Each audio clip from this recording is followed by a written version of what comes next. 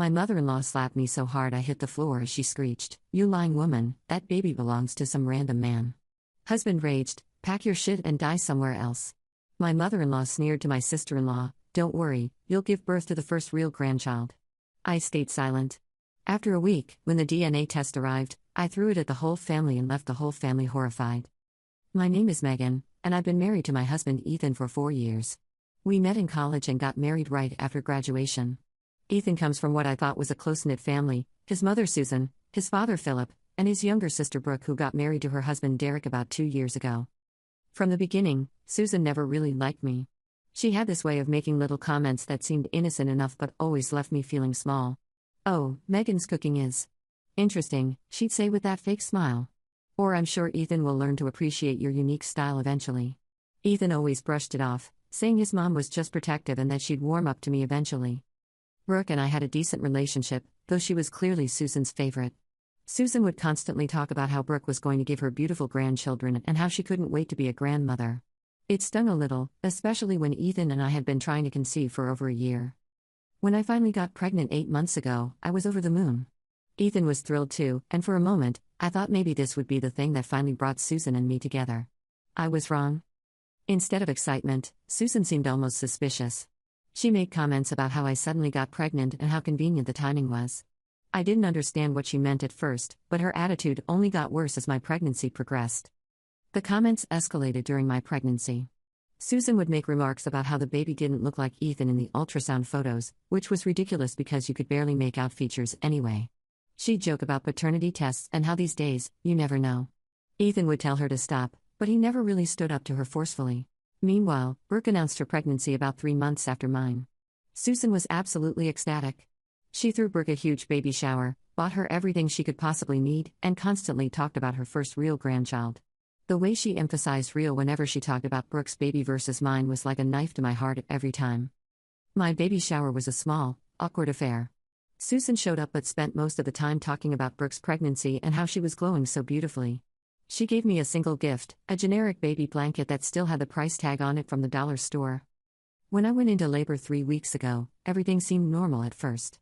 Ethan was by my side, and despite the pain, I was excited to finally meet our son. We named him Caleb, and he was perfect: 10 fingers, 10 toes, and a healthy set of lungs. The problems started when Susan and Philip came to visit us in the hospital. The moment Susan walked into the room and saw Caleb, her face changed.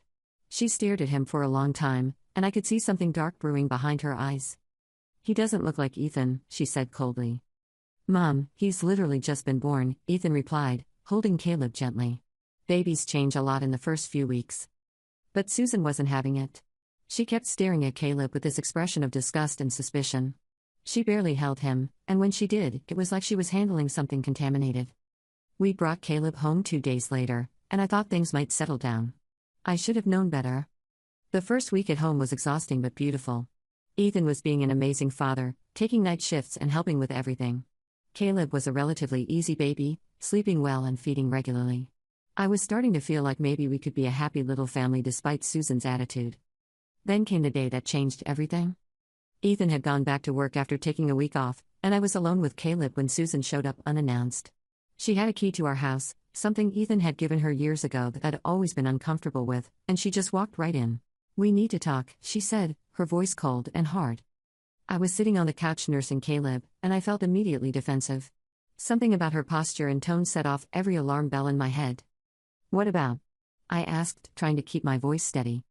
Susan sat down across from me, but instead of the usual fake politeness, her mask was completely off. The hatred in her eyes was unmistakable. "That baby," she said, pointing at Caleb, "is not my son's child." I felt like I'd been slapped. "Excuse me?" "You heard me. I've been watching, and I know. That baby doesn't look like Ethan, doesn't look like anyone in our family. You've been lying this whole time." My hands started shaking. "Susan, that's absolutely ridiculous. Of course Caleb is Ethan's son. How can you even say something like that?" "Because I have eyes," she snapped. "I know my son, and I know our family genetics. That baby is not ours." I tried to stay calm, but my voice was rising. "You're being completely unreasonable. Babies don't always look like their parents right away, and don't you dare lie to me." Susan stood up, her face red with rage. "I know what you've been doing. I know you've been cheating on my son." I have never cheated on Ethan, I shouted back, my own anger finally boiling over. How dare you accuse me of something like that? That's when Susan completely lost it. You lying whore. She screamed, and before I could react, her hand came flying across my face. The slap was so hard and so unexpected that I fell backward off the couch, still clutching Caleb. I managed to twist my body to protect him, but I hit the floor hard, my head bouncing off the coffee table. For a moment, everything went white. Caleb was crying, I was seeing stars, and Susan was standing over me, her face twisted with rage. You lying woman. She screeched. That baby belongs to some random man. I know it, and soon everyone else will too. I struggled to sit up, my head pounding and my cheek on fire. Caleb was screaming now, probably more from being startled than hurt, but I was terrified that Susan's violence had somehow injured him. Get out, I whispered, then louder, get out of my house. But Susan wasn't done. I'm telling Ethan everything. I'm telling him what kind of woman he married. And we're getting a DNA test to prove what I already know. She stormed out, slamming the door so hard that pictures fell off the wall. I sat on the floor for I don't know how long, just holding Caleb and crying. My face was swelling, my head was throbbing, and I felt completely violated. The woman had come into my home and physically attacked me while I was holding my newborn baby. When Ethan came home that evening, I was still shaken. I told him everything that had happened, showing him the bruise on my face and the bump on my head where I'd hit the coffee table. I expected him to be furious with his mother. I expected him to call her immediately and demand an apology. Instead, he got very quiet and asked me to tell him exactly what happened again. So I did. And when I finished, Ethan was silent for a long time. Ethan? I said. You believe me, right? You know I would never cheat on you? More silence. Ethan? He finally looked at me, and there was something different in his eyes. Something cold. My mom said she's been suspicious for a while, he said slowly. She said there were signs. I felt like the world was tilting. What signs? Ethan, what are you talking about? She said you were acting strange during the pregnancy. Secretive. And Caleb. He trailed off. Caleb what? He doesn't really look like me, Megan. I couldn't believe what I was hearing. He's 3 weeks old. He barely looks like a human being yet, let alone anyone specific. But I could see that Susan's poison had already taken root. The doubt was there in Ethan's eyes, and it was growing. Maybe we should just do the DNA test, he said quietly. Just to put all this to rest. I felt like I was in a nightmare. You want to DNA test our son because your mother hit me and called me a whore? It's not about what she did, Ethan said, but his voice lacked conviction. It's just for peace of mind. Whose peace of mind? I demanded. I know Caleb is your son. You should know it too. But the damage was done. Ethan had been infected with his mother's suspicions, and there was no going back. The next day, Susan called Ethan and told him she'd already arranged for a DNA test. She'd made appointments and everything. Ethan didn't even consult me, he just told me we were going. I was furious, hurt, and completely betrayed, but I agreed to the test because I knew it would prove them all wrong. Caleb was Ethan's son, and once we had scientific proof, this nightmare would be over. We went to the clinic, had the swabs taken, and were told results would be available in 7 to 10 business days. The whole time, Susan kept making comments about how the truth always comes out and how she was protecting her son from a lying woman. Ethan didn't defend me. Not once. That night, Ethan slept in the guest room. He said he needed space to think. I lay in our bed alone, holding Caleb and wondering how my life had fallen apart so quickly. The next few days were torture. Ethan was cold and distant, barely speaking to me except when necessary for Caleb's care. Susan called multiple times a day, each time asking if the results were in yet. Brooke started avoiding me too, which hurt almost as much as everything else. What made everything worse was how Ethan started treating Caleb. Before Susan's accusations, Ethan had been a devoted father. He would hold Caleb for hours, talk to him in that silly voice parents use, and take dozens of photos every day. He'd been so proud, showing Caleb off to his coworkers and posting pictures on social media with captions like "my little man" and "daddy's boy." But after the accusations, everything changed. Ethan still took care of Caleb's basic needs, feeding, diaper changes, putting him down for naps, but the warmth was gone. He held Caleb like he was handling someone else's child, mechanically and without the joy that had been there before. The silly voices stopped. The photos stopped. The social media posts disappeared entirely. It broke my heart watching them together. Caleb would look up at Ethan with those trusting baby eyes, reaching for him the way he always had, but Ethan would barely make eye contact. Sometimes I'd catch Ethan staring at Caleb with this conflicted expression, like he was trying to see something that wasn't there or trying not to see something that was. The worst part was bedtime. Ethan used to read to Caleb every night, even though he was too young to understand. He'd sit in the rocking chair with Caleb on his chest, reading everything from children's books to news articles in that soft, loving voice.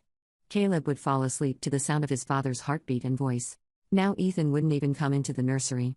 He'd stand in the doorway sometimes, watching me put Caleb to sleep, but he wouldn't come closer. When I'd ask him to help, he'd make excuses about being tired or having work to do. The isolation was crushing. My own mother lived 3 states away, and while she called every day to check on us, she couldn't be there physically. My few close friends tried to be supportive, but most of them were Ethan's friends too, and I could sense their discomfort with the situation.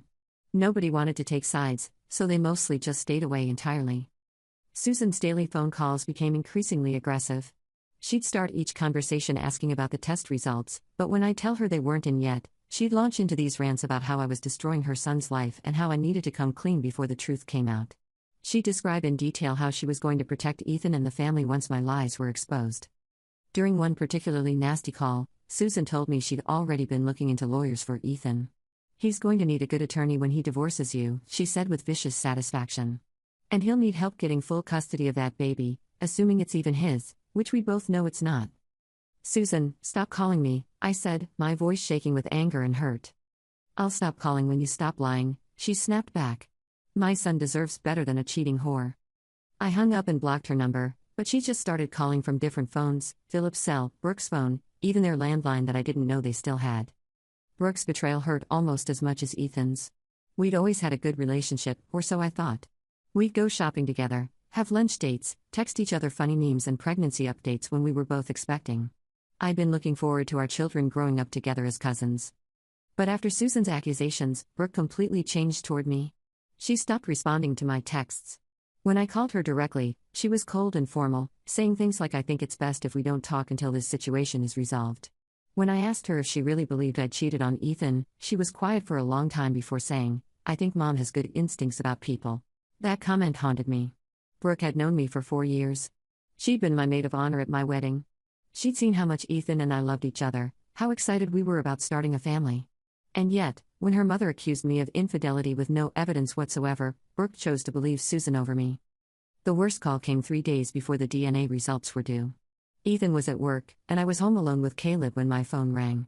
It was Brooke, but she sounded different, nervous and almost guilty. "Megan, I need to tell you something," she said without preamble. "What is it?" "Mom's been preparing things for when the test results come back." A chill ran down my spine. "What do you mean, preparing?" "She's been talking to Ethan about divorce lawyers. She's looked into custody laws. She's even researched private investigators to try to figure out who she thinks you cheated with." I felt sick. "Brooke, you know this is insane, right? You know I didn't cheat." There was a long pause. "I want to believe you, Megan. I really do. But Mom is so sure, and she's never wrong about these things." "What things? When has Susan ever been in a situation like this before?" She has good instincts about people's character." "My character?" "Brooke, you've known me for 4 years. What about my character suggests I'm a cheater and a liar?" Another pause. "I don't know. Maybe I didn't know you as well as I thought." That's when I realized that Susan hadn't just poisoned Ethan against me, she'd systematically turned the entire family. Brooke, who I considered a friend and sister, now saw me as a stranger capable of terrible things. "There's something else," Brooke continued, her voice getting smaller. "Mom wants to have a family meeting when the results come in. She wants everyone there, me, Derek, Dad, Ethan, and you. She says it's important that we handle this as a family and make decisions about the baby's future." "Decisions about Caleb's future?" I repeated, my voice rising. "He's my son." "If he's Ethan's son," Brooke said quietly, "then he's part of our family too." "But if he isn't?" She didn't finish the sentence, but I could hear the implication. If Caleb wasn't Ethan's biological child, they were planning to push us both out entirely. "Brooke, listen to yourself. This is my baby we're talking about. I gave birth to him. I'm his mother. No DNA test is going to change that." "But if you cheated?" "I didn't cheat," I screamed, causing Caleb to startle and cry. "Why won't any of you believe me?" Brooke was quiet for a moment, then said, "Maybe because you're the only one who says you didn't." After that call, I felt more alone than I ever had in my life. Even Brooke, who I thought might be my ally, had been completely turned against me. I was facing this entire family united in their belief that I was a liar and a cheater. That night, Ethan came home late from work, claiming he'd had to stay for a meeting. But I could smell perfume on his shirt, and it wasn't mine. When I asked him about it, he got defensive and angry. "Are you seriously accusing me of something now?" he snapped. "After everything you've put this family through?" "I just asked about the perfume, Ethan. It's probably from someone at the office. People wear perfume to work, Megan. Not everyone has ulterior motives like some people." The implication was clear. He was suggesting that I was projecting my own infidelity onto him. It was such a cruel twist of logic that I couldn't even respond. I felt completely alone and isolated. The two people I'd trusted most in the world, my husband and my mother-in-law, awful as she was, had turned against me based on nothing but suspicion and hate. On the fourth day, Ethan came home from work with his whole family in tow: Susan, Philip, Brooke, and Brooke's husband Derek. They all sat in my living room like some kind of tribunal, waiting to pass judgment on me. "The results should be in tomorrow or the next day," Susan announced, as if she were the one in charge of my household. "And then we'll know the truth." I was holding Caleb, trying to stay calm, but I could feel my hands shaking with rage and hurt. "And what exactly do you think is going to happen when the test proves Caleb is Ethan's son?" I asked. Susan smiled coldly. "If that happens, then I'll apologize. But we both know it won't." Brooke, who had been quiet, finally spoke up. "Megan, if you just tell the truth now, maybe we can work through this as a family." I stared at her in disbelief. "Tell the truth about what? I've never lied to any of you." "Just admit you cheated," Susan said bluntly. "Admit that baby isn't Ethan's, and we can figure out what to do next." "I'm not admitting to something I didn't do." That's when Ethan finally exploded. "Just stop lying," he yelled, standing up suddenly. "Everyone can see it. Everyone knows. Just tell the fucking truth for once." I stood up too, holding Caleb protectively. "The truth is that Caleb is your son, and your mother is a psychotic bitch who has poisoned your mind." Ethan's face went red. "Don't you dare call my mother names when you're the one who's been lying and cheating. I have never cheated on you." "Then why doesn't Caleb look like me? Why doesn't he look like anyone in my family?" I was crying now, Caleb was crying, and the whole room was in chaos. "Pack your shit and die somewhere else." Ethan screamed at me. "I can't even look at you right now." The words hit me like physical blows. This was my husband, the man I'd loved for 6 years, the man whose child I was holding, telling me to go die somewhere. Susan was smiling triumphantly. "Don't worry, Brooke," she said to her daughter, loud enough for everyone to hear. "You'll give birth to the first real grandchild. At least we'll have one legitimate baby in this family." That's when something inside me broke. I looked around the room at all of them, Ethan with his red face and furious eyes, Susan with her satisfied smirk, Philip who wouldn't even look at me, Brooke who was nodding along with her mother, and Derek who was just sitting there like this was entertainment. And I made a decision. I didn't say another word. I just walked upstairs with Caleb, packed a bag with essentials, and left. I drove to my sister's house across town and told her everything. My sister Kelly was absolutely furious on my behalf. She wanted to call the police about Susan hitting me, wanted to call a lawyer, wanted to do something. But I was too emotionally exhausted to deal with any of that. I just wanted to wait for the DNA results and prove them all wrong. I stayed at Kelly's house for 10 days. Ethan texted me a few times, but only about practical things like Caleb's feeding schedule and doctor appointments. He never asked if I was okay or if I needed anything. Susan, Brooke, and Philip didn't contact me at all. The 10 days at Kelly's gave me time to think clearly for the first time in months. Away from the constant tension and accusations, I could see just how toxic the situation had become. Kelly was furious on my behalf, but she also helped me process everything that had happened.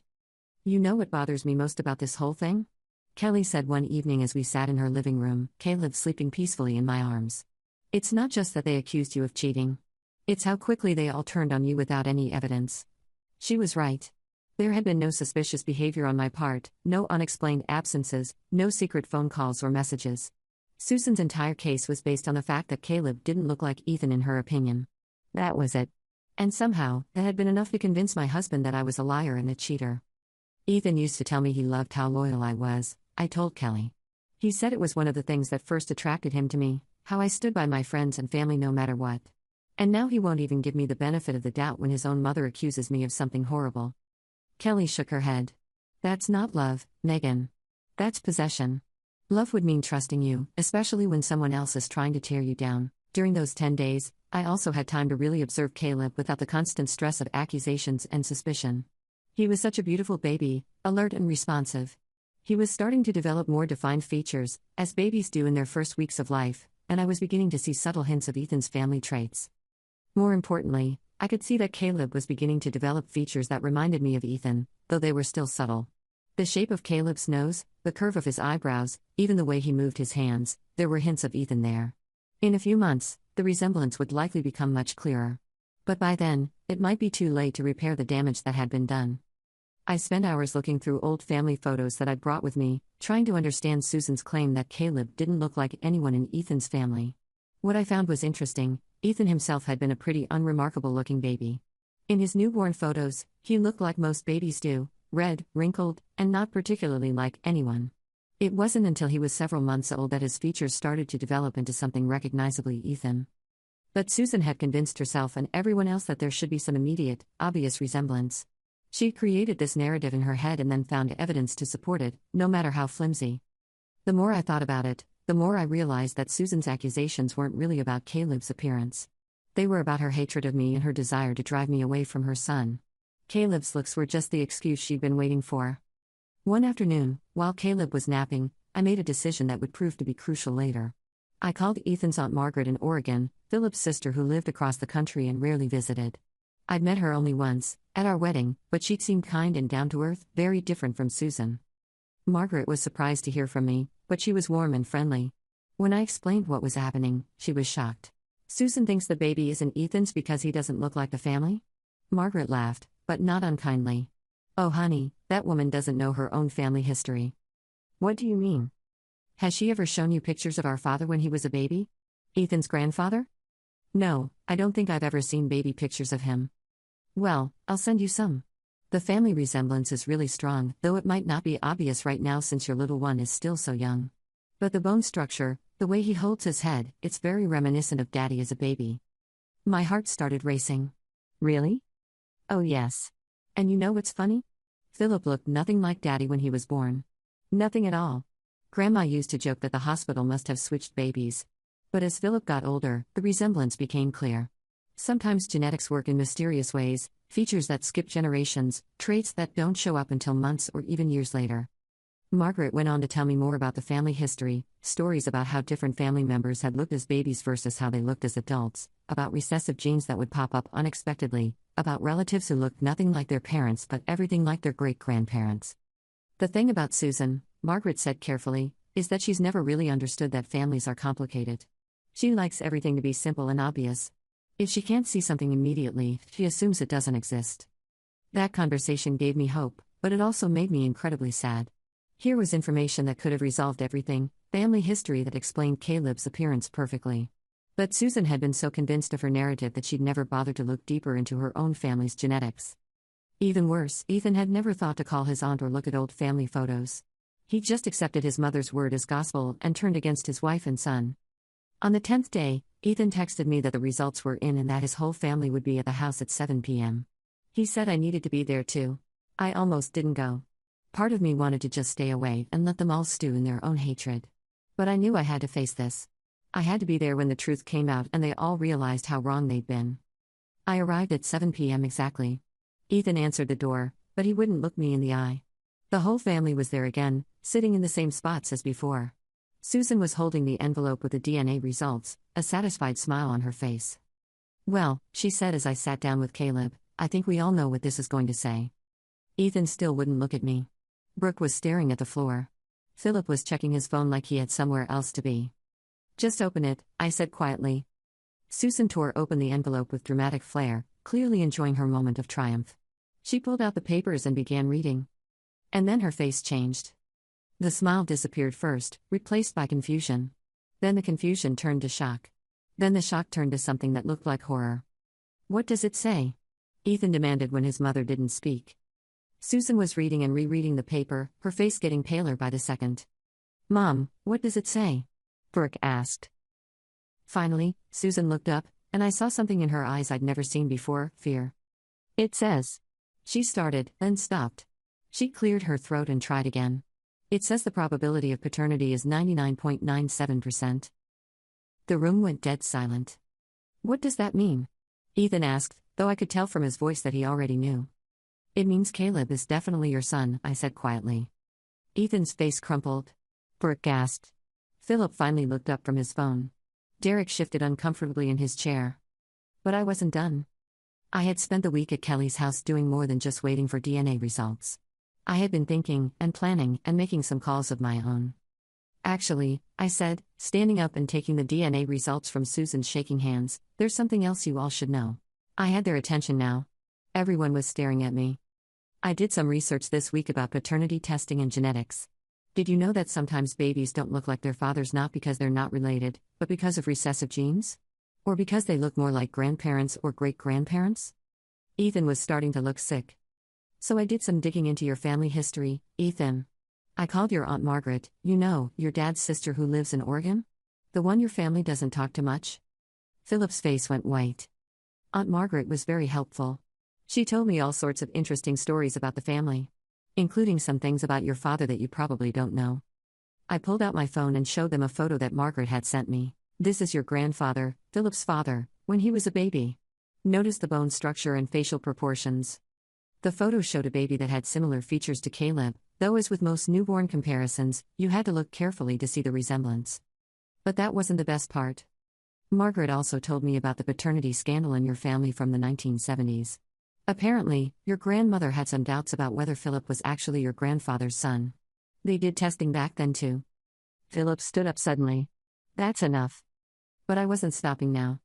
The tests showed that Philip was indeed his father's son.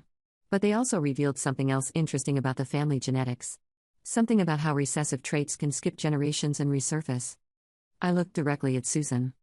Something that would explain why Caleb has certain facial features and bone structure that might remind people of his great-grandfather, even though he's still too young for the resemblance to be obvious. Susan was shaking now. You had no right to. I had every right, I snapped. You accused me of cheating, you physically assaulted me, you turned my husband against me, and you tried to destroy my family based on nothing but your own hatred. I turned to Ethan. Your son has your family's genetics, just expressed in ways that aren't immediately obvious. If you'd bother to look at old family photos and understand how genetics actually work instead of listening to your mother's uninformed opinions, you might have figured that out yourself. Ethan was crying now. Megan, no. I held up my hand. You don't get to talk now. You told me to pack my shit and die somewhere else. You called me a liar and a cheater. You let your mother hit me while I was holding our newborn son. I looked around the room at all of them. I'm done with all of you. I gathered my things and headed for the door, but I turned back one more time. Susan, I said, looking directly at my mother-in-law, you were right about one thing. Brooke will give birth to your first real grandchild. Because Caleb and I won't be part of this family anymore. Susan started to cry. Megan, please, I made a mistake. You made a choice, I corrected her. You chose to believe the worst about me instead of giving me the benefit of the doubt. You chose to physically attack me. You chose to poison my marriage with your hatred. Ethan was begging now. Megan, please, we can work through this.